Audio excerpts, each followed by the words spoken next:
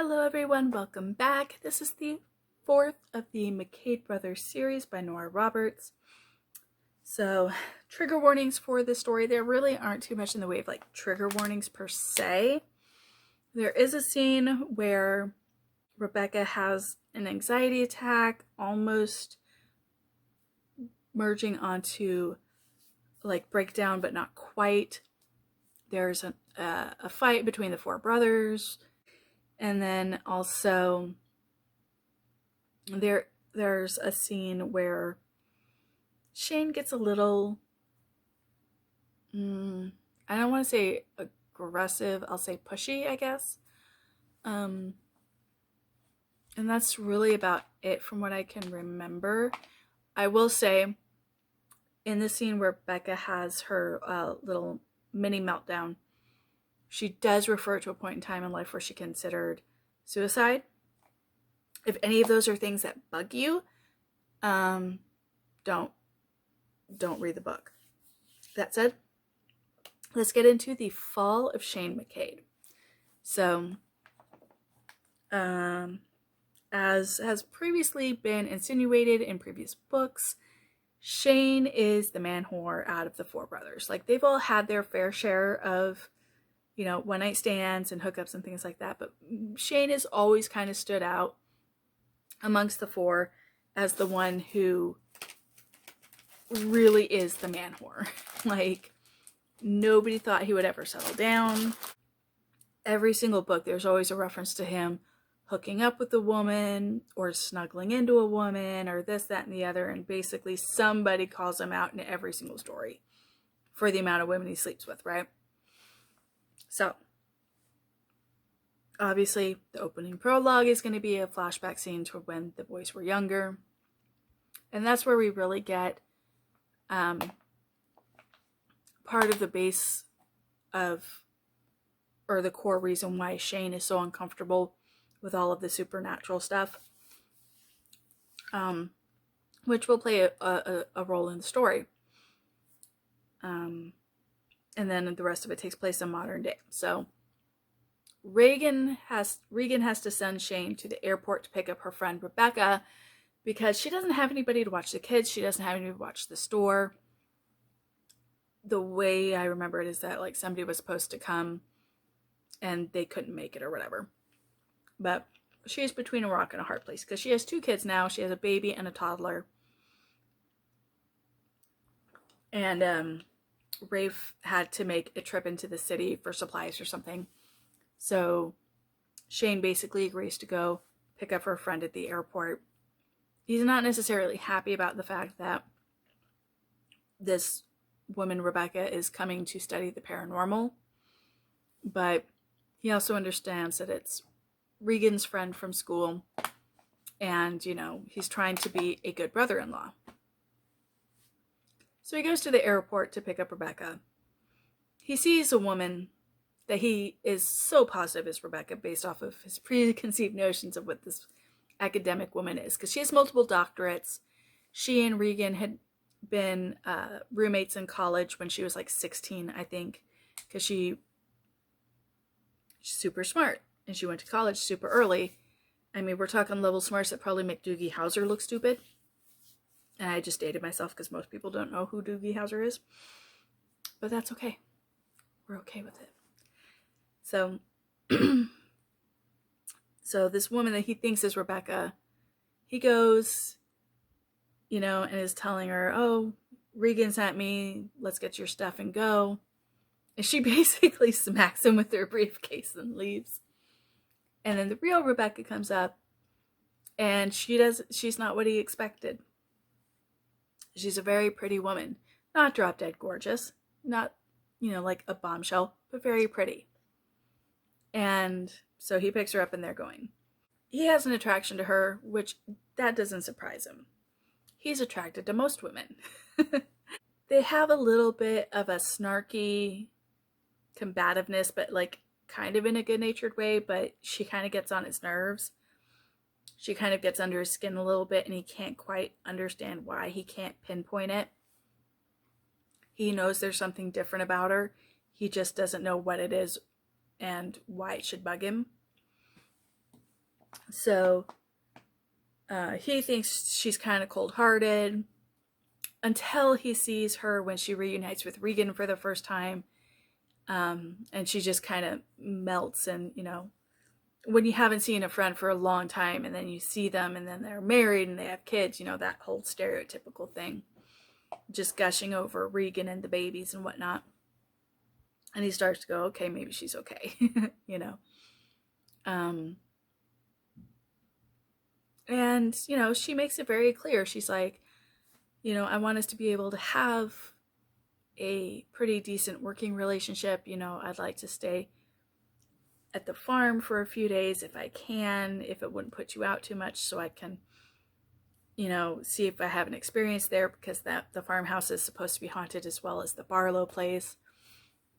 She already has reservations for the bed and breakfast to stay there. Like, she's very serious about wanting to study the paranormal. And so it gets to the point where she's staying at the farmhouse. At this point, they've already had a couple of interactions that, they're not too sure about. There had been an evening where Regan and Rafe had the whole family over for dinner, and she and Shane were in the kitchen to clean up. And Shane kind of had her cornered, I guess, for lack of a better term. And Rafe came in and saw what was happening and broke it up. So that was the first kind of trigger scene. But when they get onto the farmhouse, to where she's staying at the farmhouse, they develop a routine and a camaraderie, but at the same time, there's a lot of tension because she hasn't decided yet if she's going to sleep with him or not, and he's made it very, very clear that he does want to sleep with her. So there's a lot of tension, and eventually they do end up sleeping together. And Shane has something with Rebecca here in the farmhouse that he's never had with the woman before, in that they're living together. I mean, technically they're not exclusive. Technically they are not really living together. She's just staying with them. But she's there every day, at breakfast, at lunch, dinner, and things. So there's a new depth, a new aspect to the relationship with her that he's never had with another woman, because he's never had a woman that he's lived with. He's never, aside from his mom, obviously, he's never had a semi-serious thing going. So that's new for him. And he starts to get to know her a little bit better and understands that there's more to her than he originally thought. And there is a scene where her mother called and tried to strong arm her in terms of forcing her to take a position for her career path and all this stuff. And this is where we learn that Rebecca never really had a choice growing up. Where a lot of parents would try to give their kids a choice in whether or not to pursue a hobby or a pastime or something. Her parents saw that she was very, very intelligent, had great potential, and they never gave her a choice on whether she pursued it or not. When she was like 6, I think, she was sent off to boarding school.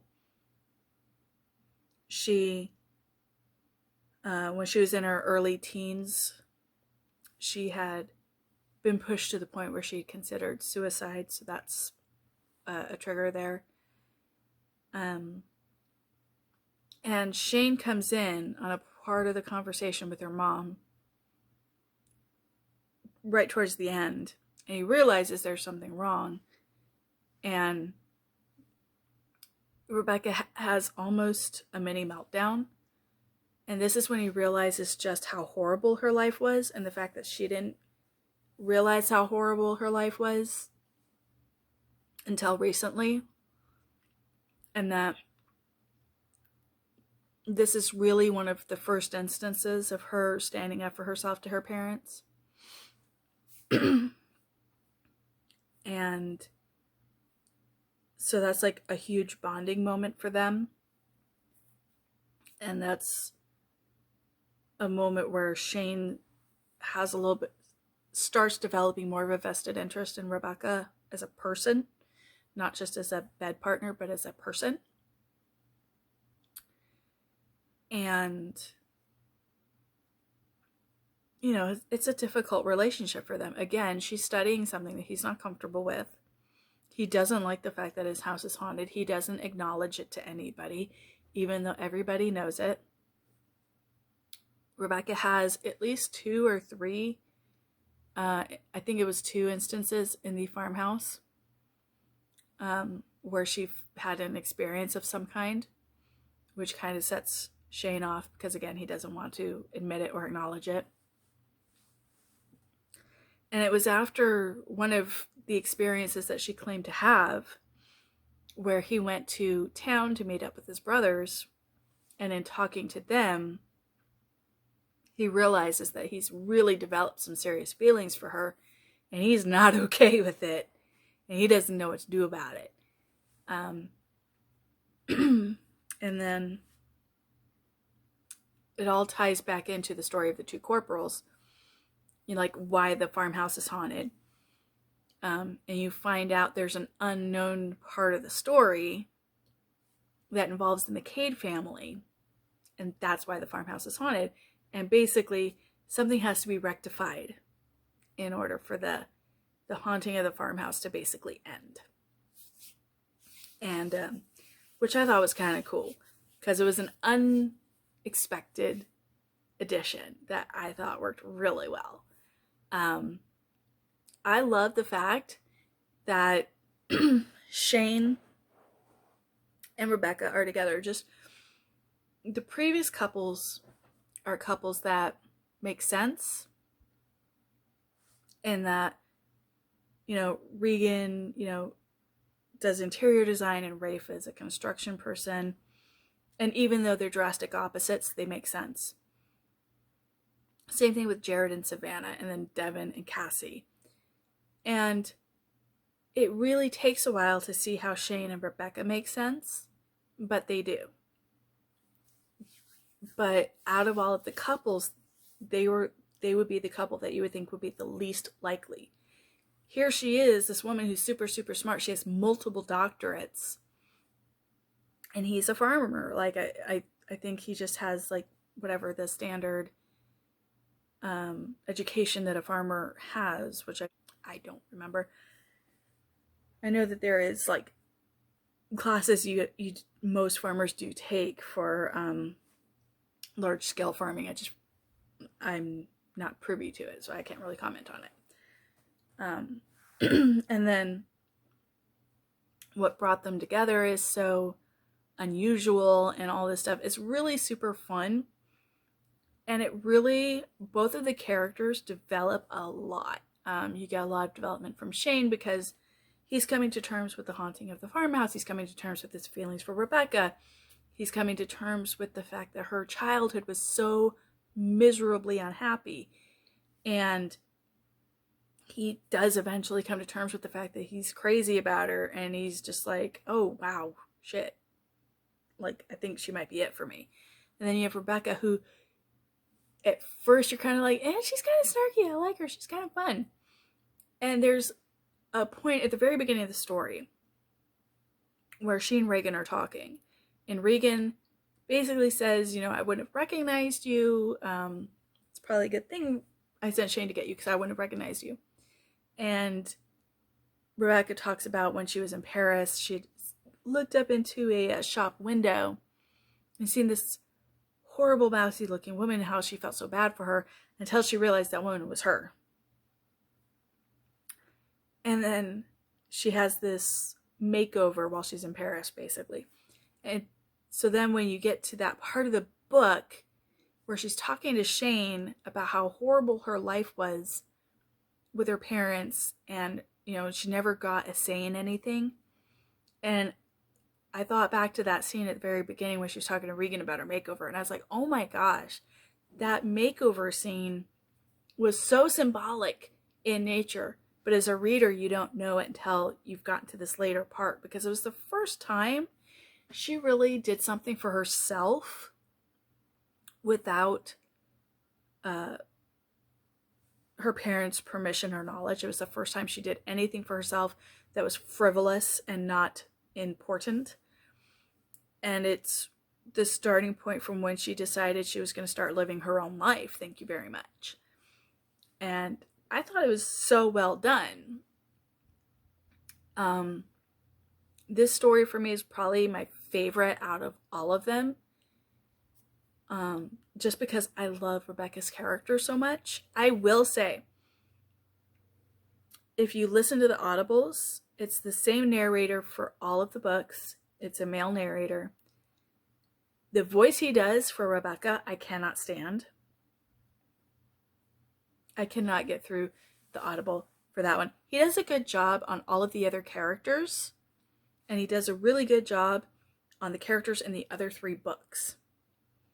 I can't stand how he voices Rebecca, and I'm very picky about it because Rebecca's my favorite female character out of the entire series. Savannah would be like second.